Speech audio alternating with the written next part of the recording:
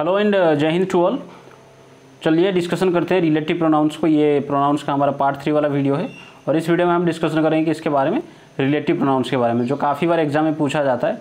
तो पहले समझते हैं कि रिलेटिव प्रोनाउंस होता क्या है। देखो, रिलेटिव प्रोनाउंस की अगर हम बात करें, रिलेटिव प्रोनाउंस क्या करता है, ये वो प्रोनाउंस होते हैं जो क्या करते हैं कि जो सब्जेक्ट में, मतलब जो सेंटेंस में, सब्जेक्ट में नहीं, सेंटेंस में जो प्रोनाउन होता है उसके साथ क्या करता है, एक रिलेशनशिप एस्टैब्लिश करता है।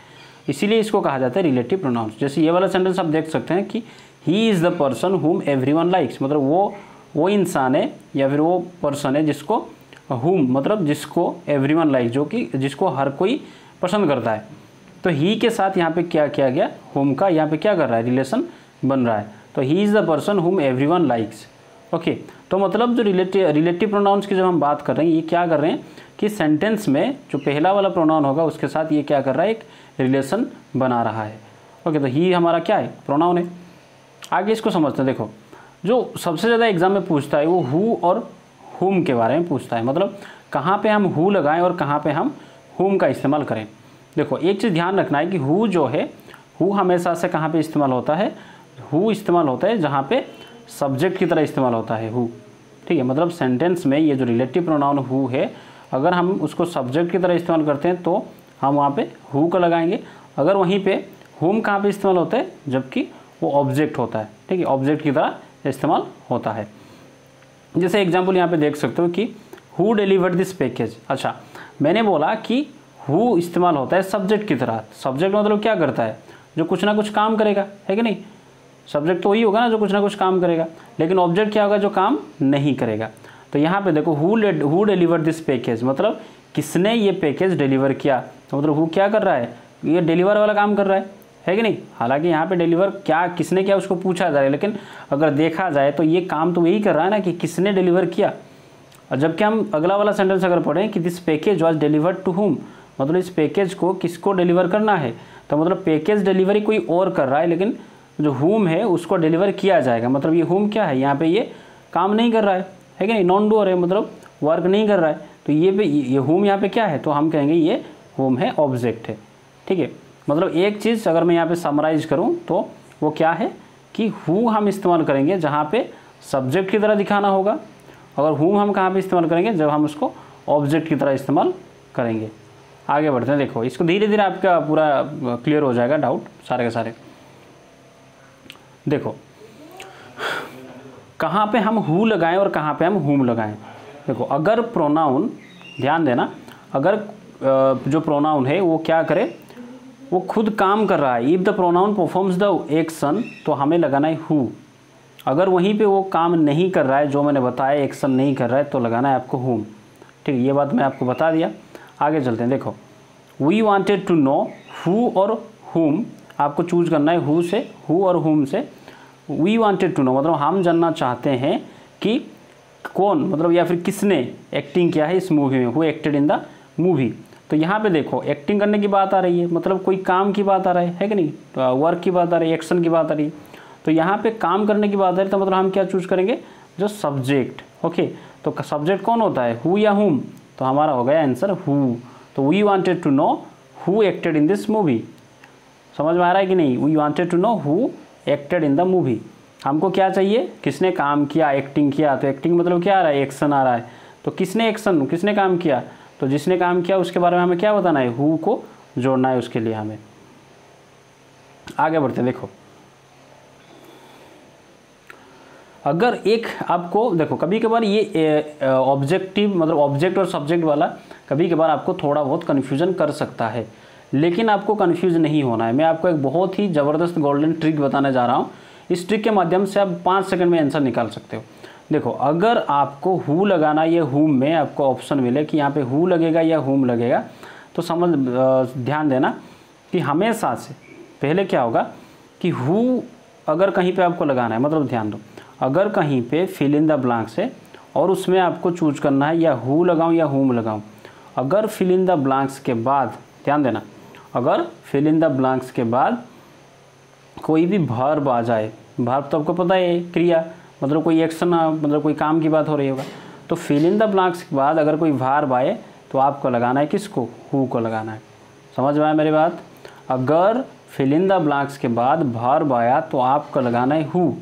वहीं पे अगर फिल इन द ब्लैंक्स के बाद अगर आपको क्या मिले, मानो यहाँ पे फिल इन द ब्लैंक्स है, उसके बाद आपको यहाँ पे कोई नाउन मिले या फिर कोई प्रोनाउन मिले तो आप लगाएंगे क्या, हुम लगाएंगे। ठीक है, देखो मैंने आपको बताया दो तरीका, या तो आप वहाँ पे ढूंढो कि काम कौन कर रहा है, अगर वो काम कर रहा है तो आप हु लगाओ, अगर वो काम नहीं कर रहा है तो ऑब्जेक्ट है तो मतलब वहाँ पे हुम लगाओ। ठीक है, अगर इसमें से भी आपको कभी कभार अगर कन्फ्यूजन हो जाए कि इतना टाइम आपको नहीं मिलेगा एग्जाम में सॉल्व करने के लिए, तो आप सिंपली क्या करें, आप देखें कि जो फिल इन द ब्लैंक्स है उसके बाद क्या है, क्या वो वर्ब है, अगर वर्ब है तो हु लगा दीजिए, अगर वहाँ पे वर्ब ना हो के क्या है फिल इन द ब्लैंक्स के बाद अगर आपके पास होगा नाउन होगा या कोई प्रोनाउन होगा तो आप वहाँ पे लगा दीजिए हुम।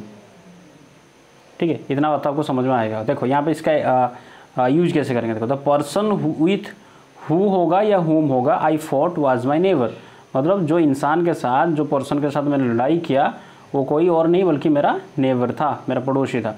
तो यहाँ पे देखो द पर्सन विथ हु होगा कि हुम होगा, मैंने आपको क्या बताया, देखो आप दो तरीके से सॉल्व कर सकते हैं। पहला वाला क्या बताया कि आप देखो वो काम कर रहा है कि नहीं कर रहा है, मतलब हम नेबर के बारे में बता रहे हैं, नेबर के साथ हमारा लड़ाई हुआ, तो लड़ाई किसने किया, लड़ाई तो मैंने किया, तो मतलब नेबर ने तो कुछ नहीं किया, तो नेबर के लिए हम क्या लगाएंगे, तो अगर लड़ाई मतलब जो वो क्या है, वो सब्जेक्ट थोड़ी है, तो लड़ाई मैंने किया तो सब्जेक्ट में मैं हूँ, तो नेबर क्या है, ऑब्जेक्ट है, तो मैं वहाँ पे हुम लगाऊंगा। ये हमारा पहला ट्रिक, पहला रूल बताया। दूसरा ट्रिक जो मैंने बताया वो क्या था, आपको देखना है फिल इन द ब्लैंक्स, यहाँ पे फिल इन द ब्लैंक्स है, उसके बाद क्या है, वर्ब है या नाउन या प्रोनाउन है, तो आई क्या है, आई सर हमारा प्रोनाउन है, तो अगर आई आ गया प्रोनाउन आ गया तो प्रोनाउन से पहले आप क्या लगाओगे, आप लगाओगे हुम लगाओगे। ठीक है, मैंने बताया कि नाउन या प्रोनाउन से पहले अगर फिल इन द ब्लैंक्स है और आपको हु और हुम में से चूज करना है तो आपको क्या लगाना है, हुम लगाना है। देखो आगे बढ़ते हैं, he is the person who या हुम आई वॉज टॉकिंग अबाउट, यहाँ पे भी देखो वो ही इज़ द पर्सन, वो इंसान है जिसके साथ मैं क्या कर रहा था, बातें करता था। तो मतलब यहाँ पे क्या करना है, देखो हु और हुम, ये जो फिल इन द ब्लैंक्स है, इसके बाद आपको सिंपली ढूंढो क्या, उसके बाद क्या है, नाउन है या प्रोनाउन है या वर्ब है, तो यहाँ पे आपने देखा कि सर प्रोनाउन है, तो प्रोनाउन है तो आंखें बंद करके लगाओ हुम होगा। ठीक है, एक चीज़ और, अगर कहीं पे आपको बाय, ठीक है, बाय क्या है, बाय हमारा है प्रेपोजिशन, अगर प्रेपोजिशन के बाद आपको ऑप्शन मिले कि आप हु लगाइए या फिर हुम लगाए, तो हमेशा याद रखना बाय या फिर कोई प्रीपोजिशन होगा और उसके बाद आपको अगर आपको बोला गया होगा कि आप यहाँ पे हु और हुम में से चूज कीजिए, तो आपको क्या चूज करना है, बाय के बाद या फिर कोई भी प्रीपोजिशन के बाद हमेशा से हुम को चूज करना है, ना कि हु को। ठीक है, तो यहाँ पे क्या होगा, by who was the Ramayana written या फिर बाय हुम, तो बाय के बाद क्या आएगा, हुम आएगा, तो by whom was the Ramayana written. आगे बढ़ते हैं, देखो एट हु, एट क्या है हमारा, एट प्रीपोजिशन है, तो एट के बाद हम क्या लगाएंगे, प्रीपोजिशन के बाद मैंने क्या बताया, हु लगाऊं या हुम लगाऊं, तो आप सिंपली लगाएंगे कौन सा, एट हुम, एट हुम आर यू स्टेयरिंग, मतलब आप किससे देख रहे हैं, तो यहाँ पे क्या हो जाएगा, एट हुम हो जाएगा। क्यों एट हुम होगा, क्योंकि एट क्या है हमारा प्रीपोजिशन, और प्रीपोजिशन के बाद हमारे से क्या आएगा, हुम आएगा, ना कि हु आएगा। आगे बढ़ते हैं, कुछ और देख लेते हैं। अब बोला जा रहा है, देखो गिव इट, इसको दे दो जो हुएवर या हुमेवर यू वांट, मतलब आप जिसे देना चाहते हो उसे दे दीजिए। तो यहाँ पे क्या आएगा, हुएवर आएगा या हुमेवर आएगा, तो देखो वही ट्रिक जो मैंने बताया, आप ढूंढिए कि फिल इन द ब्लैंक्स के बाद, देखो फिल इन द ब्लैंक्स के बाद क्या है, फिल इन द ब्लैंक्स के बाद क्या है, यू है, तो यू है, तो यू क्या है सर, हमारा प्रोनाउन है, और मैंने बताया कि नाउन या प्रोनाउन के पहले अगर आपको मिले फिल इन द ब्लैंक्स तो आप चूज करेंगे किसको, हुम को, चाहे इसमें एवर लगा है या ना लगा हो। तो यहाँ पे हुएवर होगा कि हुमेवर होगा, तो यहाँ पे होगा हुमेवर। क्यों, क्योंकि उसके बाद हमारा क्या है, प्रोनाउन है। देखो उसी तरह से ये वाला गिव इट टू, उसी तरह से हुएवर या फिर हुमेवर वांट्स इट। अब देखो हमारा जो फिल इन द ब्लैंक्स है, फिल इन द ब्लैंक्स के बाद क्या है, फिल इन द ब्लैंक्स के बाद वांट्स, वांट्स क्या है, वांट्स हमारा वर्ब हो गया, जो मैंने बताया था। अगर वर्ब आए तो उससे पहले आप क्या लगाओगे, हु लगाओगे, तो आप यहाँ पे क्या हो जाएगा, whoever it wants, whoever wants it. समझ रहे हो कि नहीं समझ रहे हो, वर्ब से पहले आपको हु लगाना है और नाउन या प्रोनाउन से पहले आपको हुम लगाना है, उस तरह से ये देखो। अच्छा, कभी कभार आपको इस तरह से फिल इन द ब्लैंक्स ना दे के कभी कभार सेंटेंस एरर वाला सिचुएशन भी पूछ सकता है। तो सेंटेंस एरर कैसे आप समझेंगे, देखो ये एक सेंटेंस ले लो, ये सेंटेंस को आप हमें देखना है कि ये सेंटेंस कहाँ पे गलत है। वी नीड समवन, हमको कोई ऐसा चाहिए जो क्या कर सके, to jump into the tank, जो टैंक में कूद सकता है एक शार्क के साथ, और जो क्या होगा, एब्सोल्युटली फियरलेस होगा, जो काफ़ी मतलब पूरी तरह से फियरलेस होगा, जिसको थोड़ा सा भी डर नहीं लगता। तो ये क्या ये वाला सेंटेंस सही है या फिर इस सेंटेंस में कहाँ पे गलती है? ठीक है, अब मैं पहला वाला आपको करके दिखाता हूँ यहाँ पे गलती क्या है। गलती यहाँ पे ये है कि हमने जो रिलेटिव प्रोनाउन यहाँ पे लगाया है, ये जो हु इज़ एब्सोल्युटली फियरलेस, इसका पोजीशन गलत है, मतलब ये गलत जगह पे लगा है। मतलब देखो यहाँ पे जो हमारा एब्सोल्यूट, यहाँ पे जो हमारा क्या है, रिलेटिव प्रोनाउन आ रहा है, जिसको हम कहते हैं हु इज़ एब्सोल्युटली फियरलेस, तो हमारा रिलेटिव प्रोनाउन तो हु है, लेकिन उसके साथ तो ये जुड़ा हुआ है। तो ये हु जो है किसके बारे में बता रहा है, पहले ध्यान दो। उन्होंने कहा कि सेंटेंस में बोल रहा है कि हमें कोई ऐसा बंदा चाहिए, ऐसा इंसान चाहिए जो क्या कर सकता है, बिल्कुल फियरलेस होगा और वो जंप करेगा शार्क के साथ एक टैंक में। तो मतलब हमको फियरलेस किसके बारे में चाहिए, मतलब फियरलेस जो हम बोल रहे हैं हु इज़ फियरलेस, तो ये हम किसके बारे में बताना चाहेंगे ये फियरलेस, तो हमको वो बंदा चाहिए जो समवन, कोई जो फियरलेस होगा। अगर यहाँ पे हम हु इज़ एब्सोल्युटली फियरलेस लगा दूँ तो ये फियरलेस किसके बारे में बता रहा है, आपको पता है, ये शार्क के बारे में बता रहा है। मतलब अगर जिस नाउन के बाद इस रिलेटिव प्रोनाउन का हम इस्तेमाल कर रहे हैं, नाउन या प्रोनाउन के बाद, वो अगर उसके पास होगा तो उसी को डिनोट करेगा, उसी के बारे में बताएगा। ठीक है, अगर हम इसको यहीं पे लगा देंगे तो इसका मतलब निकलता है कि शार्क फियरलेस है, ना कि वो इंसान। ठीक है, तो अगर इसको मैं सही करके लिखना चाहूँगा तो ये हु इज़ एब्सोल्युटली फियरलेस को मुझे यहाँ पे घुसाना पड़ेगा। वी नीड समवन, यहाँ पे लगाओ who is absolutely fearless to jump into the tank with the shark. ठीक है, इसका तो सही होगा, या देखो ये सही क्या होगा, we need someone who is absolutely fearless. ठीक है, तो ये जो पोजीशन था हमारा मतलब लास्ट में था, शार्क के बारे में बता रहा था, तो अगर यहाँ पे मैं शार्क के बाद हु लगा दूँ तो ये शार्क को बता रहा है कि शार्क फियरलेस है, ना कि वो इंसान फियरलेस है। ठीक है, ये चीज़ आपको ध्यान रखना है। उस तरह से देखो, Maria bought cotton candy from a girl, Maria ने एक कैंडी खरीदा एक लड़की से, कहाँ से, मेले में से, और वो बहुत ज़्यादा स्वीट था। तो ये जो देखो वाज वे टू स्वीट, मतलब बहुत ही ज़्यादा मीठा था। तो क्या ये जो व्हिच या फिर जो दैट लगा है, that was way too sweet, ये किसके बारे में बता रहा है, हम किसके बारे में बताना चाहते हैं, तो हम बताना चाहते हैं उस कैंडी के बारे में, मतलब वो चॉकलेट के बारे में, ना कि वो लड़की स्वीट था ना वो मेला स्वीट था। लेकिन अगर यहाँ पे देखो, अगर इसका पोजीशन यहाँ पे हो गया कि that was way too sweet, तो इसका मतलब वो मेले को बता रहा है कि मेला जो था बहुत मीठा था। तो मेला थोड़ी मीठा होता है, तो हमको क्या बताना है कि कैंडी मीठा था। तो हम इसको अगर जब सही करके लिखेंगे तो क्या होगा, मेरिया बॉट कॉटन कैंडी, यहाँ पे आप जोड़ो कॉटन कैंडी के बाद that was way too sweet और from a girl the fair at the fair. उस तरह से I would like to hire someone, मुझे कोई ऐसे इंसान को मैं हायर करना चाहता हूँ, मतलब भाड़े पे लेना चाहता हूँ या फिर नौकरी देना चाहता हूँ।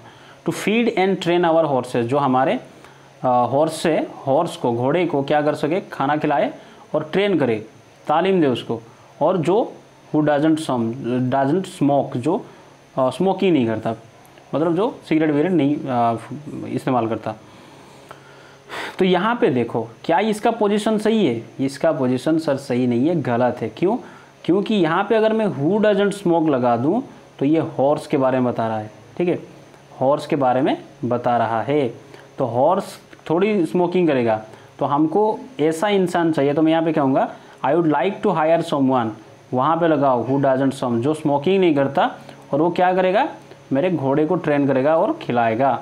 ठीक है, तो इसका सही आंसर क्या होगा, देखो पहला वाला हमने जो बताया था, Maria bought cotton candy from a girl, okay, at the fair that was way too sweet, तो ये वाला सेंटेंस गलत हो जाएगा। क्यों? क्योंकि ये that was way too sweet, ये किसके बारे में बता रहा है, फेयर के बारे में बता रहा है, जबकि हमको किसके बारे में बताना है, कॉटन कैंडी के बारे में। तो हम क्या कहेंगे यहाँ पे, ये वाला सेंटेंस सही कैसे होगा, Maria bought cotton candy that was way too sweet from a girl at the fair. Okay, आगे बढ़ते हैं। देखो उसी तरह से ये वाला जो मैंने बताया था कि ये गलत है, I would like to hire someone to feed our horse who doesn't smoke. तो हॉर्स थोड़ी स्मोक के बारे में हम बता रहे हैं, तो हम स्मोकिंग किसके बारे में बता रहे हैं, वो हायर जिसको हम करेंगे वो स्मोकिंग ना करना चाहिए। तो इसको हम सही कैसे करेंगे, I would like to hire someone who doesn't smoke to feed our horse, और यहाँ पे आप ट्रेन भी लगा सकते हैं, बाकी जो पार्ट बचा है। आगे देखते हैं, ये वाला देखिए, never trust a lady with a dog in A high heels, या फिर इनमें से कौन सा सेंटेंस है ये आपको बताना है। नेवर ट्रस्ट ए लेडी, उस लेडी को मत भरोसा कीजिए जो कुत्ते के साथ होगा और हाई हिल्स में, दोनों सेम ही सेंटेंस है लेकिन गलत कौन सा है आपको बताना है। देखो यहाँ पे इन हाई हिल्स जो है वो किसके बारे में बता रहा है, वो लेडी के बारे में बताना चाहिए, ना कि कुत्ता थोड़ी हाई हिल पहनता है। तो देखो अगर मैं यहाँ पे never trust a lady with a dog in high heels, अगर इन हाई हिल्स में डॉग के बाद लगा रहा हूँ तो यहाँ पे जो मतलब निकल के आ रहा है कि कुत्ता हाई हिल पहनता है, तो कुत्ता थोड़ी हाई हिल पहनेगा तो लेडी हाई हिल पहनेगा। तो इसको अगर मैं सही करूँ तो ये वाला होगा सही, never trust a lady in high heels with a dog. ठीक है, तो लेडी के बारे में हमको बता रहा है, तो ये हो गया सही आंसर। उसके बाद रिलेटिव प्रोनाउंस में जो सबसे और एक काफ़ी डिफ़िकल्ट चीज़ें होता है उसको हम कहते हैं देट और व्हिच। ये कहाँ पे आता है, देखो देट और व्हिच के बारे में जानने से पहले मैं एक चीज़ आपको क्लियर करना चाहूँगा कि मैं जो हु लगा रहा था, हु में लगाता था हमेशा से पर्सन के बदले में, मतलब कोई इंसान है उसके बदले में अगर हम बताना है उसके बारे में तो हम लगाते थे हु।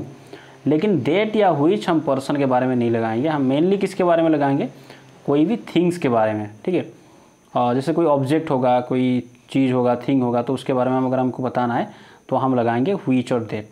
जैसे यहाँ पे हु कहाँ पे लगाऊंगा, देखो एक एग्जांपल और दे दिया मैंने कि the boy who through the ball, तो यहाँ पे बॉय के बारे में बता रहे तो हु लगाया मैंने। This is the women who always wears black shawl, वो महिला है जो हमेशा क्या पहनती है, ब्लैक शॉल पहनती है, तो वोमेन के बारे में बताना तो हमने हु लगाया। लेकिन यहाँ पे अगर हमको यहाँ पे व्हिच और देट नहीं लगा सकते क्योंकि ये पर्सन के बारे में बता रहे हैं। ओके, आगे बढ़ते हैं। देखो तो अब बात आती है कि सर अब हम देट कहाँ पे इस्तेमाल करें और व्हिच कहाँ पे इस्तेमाल करें। देखो देट हमेशा से उस वहाँ पे इस्तेमाल करना जहाँ पे, देखो ध्यान दो, देट के बाद हमेशा से जो क्लोज आता है उसको हम कहते हैं रेस्ट्रिक्टिव क्लोज। मतलब रेस्ट्रिक्टिव क्लोज अगर है उससे पहले आप देट लगाओ, और वहीं पे अगर नॉन रेस्ट्रिक्टिव क्लोज है तो उससे पहले आप व्हिच लगाओ। ठीक है, आप व्हिच को और एक ट्रिक से भी याद रख सकते हैं। अगर दो, व्हिच हमेशा लगता है दो कॉमा के बीच में, मतलब एक कॉमा होगा फिर और एक कॉमा होगा, ये जो बीच वाला जो क्लोज होगा उसमें आप लगाएंगे व्हिच। ठीक है, ये एक ट्रिक हो गया। या फिर आप समझते हैं कि सर रेस्ट्रिक्टिव क्लोज क्या होता है, नॉन रेस्ट्रिक्टिव क्लोज क्या होता है, तो आपके दिमाग के ऊपर से चला गया होगा। देखो इसको समझाता हूँ। अब रेस्ट्रिक्टिव क्लोज जो होता है वो क्लोज मतलब देखो कोई भी एक सेंटेंस है और उस सेंटेंस में हमने किसी एक क्लोज को देट के साथ जुड़ा है, देट के साथ। ठीक है, तो अगर देट के साथ जो क्लोज जुड़ा है तो वो बन जाता है हमारा रेस्ट्रिक्टिव क्लोज। या फिर जो क्लोज रेस्ट्रिक्टिव क्लोज होता है उसको हम देट के साथ लगाएंगे। तो रेस्ट्रिक्टिव क्लोज का मतलब ये है कि उस क्लोज को अगर हम सेंटेंस से हटा देते हैं तो या तो सेंटेंस पूरी तरह से गलत हो जाएगा या फिर उसका मतलब ही चेंज हो जाएगा। ठीक है, मतलब रेस्ट्रिक्टिव क्लोज वो क्लोज है जिसको हम हटा नहीं सकते सेंटेंस से, अगर हटाने की कोशिश करेंगे तो सेंटेंस हो जाएगा गलत। ठीक है, लेकिन वहीं पे जब हम बात करेंगे नॉन रेस्ट्रिक्टिव क्लोज, तो अगर उसको हम सेंटेंस से हटा देंगे तो सेंटेंस के मीनिंग के ऊपर कोई ज़्यादा फर्क नहीं पड़ने वाला है। इसको देखते हैं कैसे होता है ये सब। देखो ये देखो, this is the book that, या व्हिच लगाऊँ, आई वाज सर्चिंग, मतलब ये वो किताब है, दिस इज़ द बुक, यहाँ पे मैं दैट लगाऊँ या व्हिच लगाऊँ, व्हिच आई वाज सर्चिंग। अगर देखो ये दैट के बाद या फिर व्हिच के बाद ये जो क्लोज है ये क्या रेस्ट्रिक्टिव क्लोज है या नॉन रेस्ट्रिक्टिव क्लोज है, तो आप कहोगे कि सर ये वाला जो क्लोज है ये है हमारा रेस्ट्रिक्टिव क्लोज। क्यों? क्योंकि अगर इस सेंटेंस में से मैं ये वाला क्लोज को हटा देता हूँ तो क्या बन जाएगा, इसका कोई मतलब निकलेगा? नहीं निकलेगा। आपको सिर्फ यही मतलब मिल जाएगा, मतलब यही बचेगा कि दिस इज़ द बुक, ये वही किताब है। तो सेंटेंस फुलफिल थोड़ी हो रहा है कि ये वही किताब है, उसके बारे में तो आपको बताना ही है। तो यहाँ पे आएगा हमारा दैट, कि ये वही किताब है जिसको मैं ढूंढ रहा था, दैट आई वाज सर्चिंग। ठीक है, आगे बढ़ते हैं। देखो इसको और एग्जाम्पल के थ्रू हम समझने की कोशिश करेंगे। यहाँ पे जो एग्जाम्पल है वो कह रहा है कि चेयर्स दैट या which don't have cushions are uncomfortable to sheet on, मतलब चेयर्स जिनमें कुशन्स मतलब क्या होता है, गद्दा, तकिया टाइप का जो चेयर में लगा होता है, वो चेयर्स चेयर्स मतलब अगर देखो पहले इसको अब काम करते हैं कि ये वाला जो पार्ट है इसको हटा ही देते हैं। ठीक है, चेयर्स दैट और व्हिच डोंट हैव कुशन्स, ये वाला पार्ट को मैंने हटा दिया। देखो मान लो चेयर्स के बाद ये वाला पार्ट को हमने हटा दिया, तो chairs are uncomfortable to seat on, मतलब क्या चेयर्स में बैठना अनकम्फर्टेबल होता है? तो इससे तो मतलब नहीं निकलता कि कौन से चेयर पे बैठने में अनकम्फर्टेबल महसूस होता है। तो ये मतलब क्या है कि ये वाला जो पार्ट हमारा, ये वाला जो क्लॉज है, ये क्लॉज क्या है? ये क्लॉज है हमारा रेस्ट्रिक्टेड क्लॉज। तो रेस्ट्रिक्टेड क्लॉज मतलब इसको मैं हटा नहीं सकता, अगर हटाऊंगा तो इसका मतलब बदल जाएगा, चेंज हो जाएगा मीनिंग। तो मैं यहाँ पे क्या इस्तेमाल करूँगा, मतलब मुझे यहाँ पे इस्तेमाल करना है दैट। क्यों? क्योंकि ये रेस्ट्रिक्टिव क्लॉज है। तो चेयर्स, वो चेयर्स जिनके क्या नहीं होता है, डोंट हैव कुशन, जिनमें गद्दा या तकिया नहीं होता है, उनमें बैठना अनकम्फर्टेबल होता है। ठीक है, आई होप समझ रहे होगे। इसको और एक एग्जांपल के साथ समझते हैं। देखो व्हिच कहाँ पे आएगा, जैसे मैंने बताया व्हिच वहाँ पे आएगा जहाँ पे नॉन रेस्ट्रिक्टिव क्लॉज होगा। मतलब अगर सेंटेंस में से उस क्लॉज को मैं हटा भी दूँ तो उस सेंटेंस में कुछ फ़र्क नहीं पड़ने वाला, उसके मतलब पे कुछ फ़र्क नहीं पड़ेगा। जैसे कि यहाँ पे देखो, वही सेंटेंस को थोड़ा तोड़ मरोड़ के मॉडिफाई करके यहाँ पे समझते हैं। देखो chairs which are found in many places of work, मतलब चेयर्स जो काफ़ी सारे काम करने की जगह पे मिल जाता है, are often uncomfortable to seat on, वो काफ़ी हद तक या फिर कोई बार वहाँ पे बैठना अनकम्फर्टेबल होता है। तो मतलब chairs are often uncomfortable to seat on, इसमें कोई अगर इन वाला पार्ट को मैं हटा भी दूँ तो इसमें कुछ मतलब में ज़्यादा फ़र्क नहीं पड़ रहा है या फिर कोई फ़र्क नहीं पड़ रहा है। जैसे चेयर्स हमको पता ही है, कभी चेयर्स बहुत बार क्या होता है, अनकम्फर्टेबल होता है बैठने के लिए। तो मतलब ये वाले पार्ट को अगर मैं हटा दूँ तो इसमें इसका कुछ फ़र्क नहीं पड़ने वाला है इस सेंटेंस के ऊपर। तो ये वाला हमारा क्या हो गया, ये हो गया हमारा नॉन रेस्ट्रिक्टिव क्लॉज। ठीक है, तो यहाँ पे नॉन रेस्ट्रिक्टिव क्लॉज आ रहा है, तो मैं यहाँ पे किसके साथ लगाऊँ, तो मैं लगाऊंगा व्हिच के साथ। आगे बढ़ते हैं। देखो यहाँ पे उस तरह से देखो, I set on an uncomfortable chair which was in my office. तो देखो यहाँ पे मैं एक अनकम्फर्टेबल चेयर पे बैठा या फिर बैठा था जो मेरे ऑफिस में था। देखो अगर मैं इसको यहाँ से हटा भी दूँ तो क्या इसके ऊपर कोई फ़र्क पड़ रहा है? भाई मैं एक अनकम्फर्टेबल चेयर पे बैठा था, है कि नहीं? ये उसका एडिशनल चीज़ें है, मतलब अगर ये एडिशनल को मैं हटा भी दूँ तो सेंटेंस के ऊपर बहुत ज़्यादा फ़र्क नहीं पड़ रहा है। तो यहाँ पे ये क्या है, ये है हमारा नॉन रेस्ट्रिक्टिव क्लॉज। तो नॉन रेस्ट्रिक्टिव क्लॉज को हम किसके साथ जोड़ेंगे, हम उसको जोड़ेंगे व्हिच के साथ। ठीक है, देखो ये वाला दो सेंटेंस देखो, दोनों सेंटेंस में याद आप व्हिच के साथ भी लगा सकते हैं और दैट के साथ भी लगा सकते हैं, जबकि ये मतलब अलग अलग होता है। देखो our office which has one room is in Mumbai. अगर मैं यहाँ पे क्या करूँ, पहले तो मैंने बताया था कि अगर दो कॉमा होगा तो उसके जो बीच में जो क्लॉज आएगा उसमें आप व्हिच लगा सकते हैं। ये वाला ट्रिक अगर नहीं आपको पता है तो यहाँ पे इसको हटा दीजिए, देखते हैं क्या इसका मतलब निकलता है। Our office is in Mumbai, तो मतलब इससे जो मतलब निकल रहा है कि हमारा जो ऑफिस है वो हमारा एक ही ऑफिस है और वो ऑफिस कहाँ पे है, मुंबई में है। ठीक है, our office is in Mumbai, तो यहाँ पे हमारा ऑफिस मुंबई में है, तो यहाँ पे ज़्यादा कुछ फ़र्क नहीं पड़ रहा है। लेकिन और अगर यहाँ पे दूसरे वाले सेंटेंस को आप देखो, our office that has one room is in Mumbai, हमारा ऑफिस जिसका एक ही कमरा है, एक ही कमरे वाला ऑफिस मुंबई में है।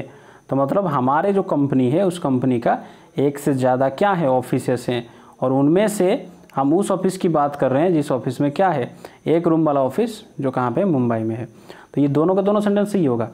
ठीक है, लेकिन यहाँ से अगर मैं इसको हटा देता हूँ, देखो our office that has one room is in Mumbai, the our office is in Mumbai, और यहाँ पे भी देखो our office is in Mumbai, तो दोनों के दोनों एक ही सेंटेंस बन जाएगा। ठीक है, आगे बढ़ते हैं।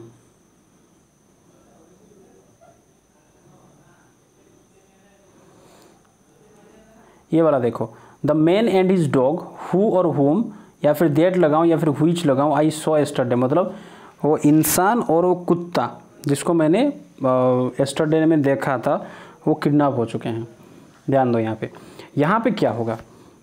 अब देखो मैंने बताया कि अगर कहीं पे मैन होता है, मतलब कोई इंसान होता है, तो आप उसके लिए क्या लगाओगे, हु लगाओगे, है कि नहीं। और वहीं पे अगर मान लो इंसान नहीं, इंसान के अलावा मान लो कहीं पे कोई चीज़ है, थिंग्स है, चाहे थिंग्स हो या चाहे एनिमल्स हो, ठीक है, तो उनके लिए आप क्या लगाओगे, या तो व्हिच लगाओ या दैट लगाओ। ठीक है, ये दो चीज़ आपको लगाना है। तो अब यहाँ पे दोनों आ गए, इंसान भी आ गया है और एनिमल भी आ गया, तो हम क्या लगाएंगे। तो इसका जो नियम है याद रखना, अगर जहाँ पे आपको दोनों मिल जाए, पर्सन भी मिल जाए और कोई थिंग मिले या फिर कोई एनिमल मिले, तो और उन दोनों को हमने एंड से जोड़ा है, ठीक है, एंड से जोड़ा है, एक पर्सन को और एक थिंग को या फिर एनिमल को। तो उसके बाद जो रिलेटिव प्रोनाउन आएगा वो होगा हमेशा से दैट। इस चीज़ को आपको गांठ बांध के रखना है दिमाग में। तो दैट होगा। देखो जो रूल मैंने बताया वही चीज़ यहाँ पे लिखा गया है। इफ़ अगर दो चीज़ को हम जोड़ रहे हैं एंड के साथ और उनमें से एक इंसान है, मैन है, और दूसरा या तो कोई नॉन लिविंग होगा या कोई एनिमल होगा, तो उनको हम किससे जोड़ेंगे? दैट से जोड़ेंगे, ठीक है। ये देखो, तो इसका आंसर क्या हो जाएगा? The man and his dog, the man and his dog that yesterday I have been that I saw yesterday, यहाँ पे होगा, ये छूट गया है, that I saw yesterday have been kidnapped. तो दैट आएगा क्योंकि दोनों हैं। उसके बाद दैट, एक चीज़ ध्यान रखना, दैट जो है अगर कहीं पे आपको सुपरलेटिव डिग्री मिल गया, सुपरलेटिव क्या होता है? जैसे हमको बताया कि ये एडजेक्टिव में आपको पढ़ाऊंगा बहुत अच्छी तरह से। गुड है, गुड का कंपैरेटिव डिग्री बेटर है, तो उसका सुपरलेटिव गुड का क्या है? गुड का सुपरलेटिव है सर बेस्ट। तो ये जो बेस्ट हो गया, स्मार्ट, स्मार्टर, स्मार्टेस्ट हो गया, है कि नहीं, beautiful, more beautiful, most beautiful हो गया।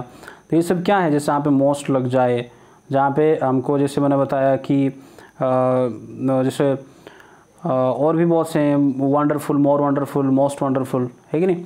तो इस तरह के जो सुपरलेटिव डिग्री होते हैं, सुपरलेटिव डिग्री के बाद हमेशा से आपको क्या या मतलब लगाना है रिलेटिव प्रोनाउन, आपको लगाना है दैट।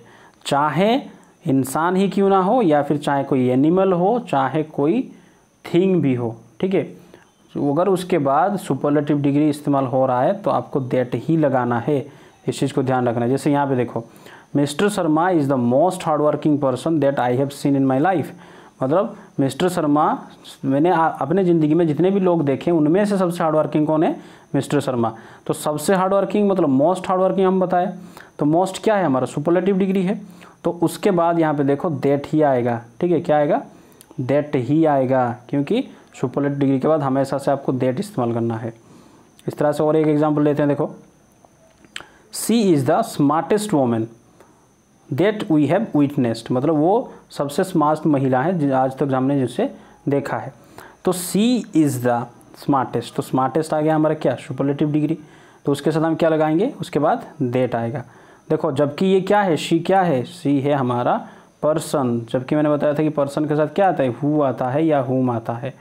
लेकिन अगर सुपरलेटिव डिग्री इस्तेमाल क्या होगा तो आप लगाएंगे दैट। आगे बढ़ते हैं। देखो, अगर उसी तरह से कहीं पे भी आपको क्या मिले कि ऑल मिल जाए एक वर्ड, ठीक है, ऑल के बाद, ठीक है, अगर देखो ध्यान दो जो मैं बताना चाहता हूँ, कन्फ्यूज मत होना। ऑल के बाद अगर कोई भी आपको क्या मिले? नॉन लिविंग ऑब्जेक्ट मिले, मतलब ऑल इस्तेमाल हो रहा है किसके लिए? नॉन लिविंग चीज़ों के लिए इस्तेमाल हो रहा है। तो ऑल के बाद आप क्या लगाएंगे? दैट लगाएंगे। फिर से मैं रिपीट कर रहा हूँ, अगर किसी सेंटेंस में आपको ऑल मिले और ऑल किसके बारे में बता रहा है? नॉन लिविंग चीज़ों के बारे में, क्योंकि ऑल हमें पर्सन के बारे में बता रहा है, जैसे ऑल पीपल, है कि नहीं, ऑल बॉयज़, ऑल गर्ल्स। हमको यहाँ पे क्या बता रहा है कि ऑल के बाद अगर ऑल जो इस्तेमाल हो रहा है किसको बता रहा है? नॉन लिविंग थिंग को बता रहा है। तो उसके बाद क्या लगाएंगे आप? ऑल के बाद दैट लगाएंगे, ठीक है। जैसे यहाँ पे देखो एक कहावत है कि all that glitters is not gold, मतलब जो चमकने वाला सभी चीज़ें सोना नहीं होता। तो देखो ऑल क्या है? किसके बारे में बता रहा है? मतलब कोई थिंग्स के बारे में बता रहा है, जो चमकने वाले चीज़ें। तो ये क्या है? नॉन लिविंग को बता रहा है। तो नॉन लिविंग के लिए अगर बता रहा है तो ऑल, तो हम उसके बाद दैट लगाएंगे, ठीक है। अगर वहीं पे देखो ऑल एक चीज़ और इस्तेमाल होता है, अगर कहीं पे आपको ऑल किसके लिए इस्तेमाल हो? पर्सन के लिए इस्तेमाल हो। ध्यान देना, अगर ऑल हम पर्सन के लिए इस्तेमाल कर रहे हैं तो उसके बाद ऑल के बाद आप दोनों चीज़ें लगा सकते हैं। आप हु भी लगा सकते हैं पर्सन के लिए, जो मैंने बताया था हु, और दैट भी लगा सकते हैं। दोनों सही होगा, दोनों गलत नहीं होगा, मतलब कोई भी गलत नहीं होगा। जैसे यहाँ पे देखो एग्जाम्पल क्या बता रहा है कि जिन जिन को, मतलब ऑल हु आर इंटरेस्टेड कहो या all that are interested to come to the party, जो जो पार्टी में आना चाहते हैं वो अभी ट्रेन में चढ़ सकते हैं। Board the train, can board the train. मतलब यहाँ पे देखो ऑल ये किसके लिए इस्तेमाल हो रहा है? ऑल इस्तेमाल हो रहा है उन लोगों के लिए जो पार्टी में जाना चाहते हैं। तो ऑल हो गया हमारा इस्तेमाल लिविंग थिंग्स के लिए, लिविंग। तो लिविंग थिंग्स के लिए अगर ऑल इस्तेमाल हो रहा है तो आप हु भी लगा सकते हैं, उसके साथ साथ आप दैट भी लगा सकते हैं, ठीक है। इस चीज़ को ध्यान रखना है। लेकिन अगर वहीं पे पहले वाले मैंने क्या बताया, ऑल अगर किसके बारे में यूज हो रहा है? हमारा नॉन लिविंग के बारे में तो सिर्फ आपका दैट आएगा, ना कि हु आएगा। जैसे अगर एक चीज़ देखो, who is your sister in the crowd, ये वाला सेंटेंस ध्यान दो, ठीक है। मान लो कहीं पे भीड़ में, ठीक है, यहाँ पे मान लो 10 इस तरह से 50 लड़कियाँ हैं या फिर 20-50 जो भी लड़कियाँ हैं, कोई भीड़ है, उनमें से अगर किसी ने पूछा कि इनमें से आपकी बहन कौन है, ठीक है, who is your sister in the crowd, ये भीड़ में आपकी बहन कौन है, तो क्या ये वाला सेंटेंस सही है? क्या ऐसे में बोल सकता हूँ कि who is your sister in the crowd? नहीं, ये वाला सेंटेंस गलत है, हु आप नहीं लगा सकते। क्यों? क्योंकि देखो, अगर आपको किसी को नॉर्मली पूछना है कि आपका बहन कौन है तो आप लगा सकते हैं हु इज योर सिस्टर, ये गलत नहीं होगा, है कि नहीं। ऐसा तो हम पूछते हैं कि आपका बहन कौन है, हु इज योर सिस्टर। लेकिन अगर आपको ऑप्शन है, चॉइस है, आपके पास बहुत सारे हैं, उनमें से आपको चूज करने के लिए बोल रहा है, ध्यान दो मैं जो बता रहा हूँ, अगर कहीं पे मोर देन मतलब बहुत सारे हैं, ठीक है, जैसे मान लो 10 हैं, 15 हैं, 20 हैं, 50 हैं, उनमें से किसी एक को चूज करने के लिए बोला जा रहा है, चाहे वो आपका लिविंग हो या नॉन लिविंग हो, आप क्या लगाएंगे? आप हु नहीं लगाएंगे, आप लगाएंगे वहाँ पे व्हिच। क्या लगाएंगे? व्हिच लगाएंगे, ठीक है। तो ये वाला सेंटेंस क्या होगा? Which is your sister in the crowd, मतलब ये जो भीड़ में से आपकी बहन कौन है, ठीक है। तो इसका सही आंसर कौन बनेगा? जैसे जो चीज़ मैंने बताया वही बताया, जैसे when a choice needs to be made among various options then which का हम इस्तेमाल करते हैं। देखो, तो ये वाला सेंटेंस कौन सा हो जाएगा? सही होगा, which is your sister in the crowd. आगे बढ़ते हैं। जैसे ये वाला सेंटेंस देखो, व्हिच ऑफ दीज सर्वेंट्स, ये जो नौकर हैं इनमें से सबसे बेस्ट खाना कौन बनाता है, इनमें से सबसे बेस्ट कौन है। तो आपको ये सर्वेंट्स में से किसी एक को चूज करने के लिए बोला जा रहा है, तो क्या आप हु चूज करेंगे? जबकि हु सर्वेंट्स क्या है? पर्सन है, जिंदा है कि नहीं। तो पर्सन के लिए भी आप अगर चुनने के लिए बोला जा रहा है तो आप हु नहीं लगाएंगे, आप लगाएंगे व्हिच को, जो अभी मैंने बोला। तो इसका सेंटेंस जो सही होगा क्या होगा? Which of these servants कुक्स the best, ना कि हु होगा। एक आता है हुज। देखो, एक चीज़ ध्यान रखना, हुज जो वर्ड है ये हमेशा से पर्सन के साथ ही लगता है, ठीक है, पर्सन। अगर पर्सन के अलावा हुज को अगर किसी और, हुज का मतलब होता है या तो किसका या फिर जिसका, ये दो इसका हिंदी होता है। हुज का मतलब, इसको मैं फिर से लिख देता हूँ, या तो इसका हम इस्तेमाल करेंगे किसका अगर बोलना है, या फिर जिसका। हुज का इस्तेमाल हमेशा से किससे होगा? पर्सन के साथ होगा, ये भी चीज़ आपको ध्यान रखना है। तो हुज बुक इज़ दिस, ये किताब किसका है? तो हम किसको पूछ रहे हैं? किसी पर्सन को पूछ रहे हैं, पर्सन के बारे में। तो ये जो किताब है ये किसका है? तो हुज किसको डिनोट कर रहा है? पर्सन को दिखा रहा है, ठीक है। यहाँ पे गलतियाँ कैसे होते हैं देखो, मैं दिखाता हूँ। The Ganga which is the only river, Ganga which तो यहाँ पे नहीं है, the Ganga is the only river whose origin is unknown. मतलब एक हाइपोथेटिकल सेंटेंस ले लो कि गंगा नदी, जो गंगा है वो एक अकेली नदी है जिसके ओरिजिन के बारे में हमको पता नहीं है। तो ये वाला सेंटेंस सही है क्या? ये वाला सेंटेंस सही नहीं है, गलत है। क्यों? क्योंकि हमने हुज को किसके लिए इस्तेमाल किया? गंगा के लिए, जबकि गंगा पर्सन है नहीं है, ठीक है, ये कोई नदी के बारे में बता रहा है। तो यहाँ पे इसको अगर हम सही करें तो कैसे लिखेंगे? तो इसको अगर हम सही करना चाहें तो लिख सकते हैं कि द गंगा, या फिर the Ganga is the only river the origin of which is unknown, ठीक है। तो यहाँ पे हम हुज ना लगा के लगाएंगे व्हिच। ओके, आगे बढ़ते हैं। देखो, जैसे एक ब्रिज है जिसका नाम है उलार ब्रिज। तो उलार bridge is the same bridge, ठीक है। उलार ब्रिज वही ब्रिज है जिसका इनॉग्रेशन किसने किया? पीएम ऑफ इंडिया ने किया। तो क्या यहाँ पे भी हम हुज लगाएंगे? हुज नहीं लगाएंगे। क्यों? क्योंकि ब्रिज के बारे में बात हो रहा है, और ब्रिज क्या है? एक नॉन लिविंग है, वो पर्सन नहीं है। तो ये वाला सेंटेंस भी गलत हो जाएगा। इसको सही करने के लिए हम दो तरह से लिख सकते हैं। उलार bridge is the same bridge the inauguration of which, जिसका इनागुरेशन पीएम ने किया, ओके।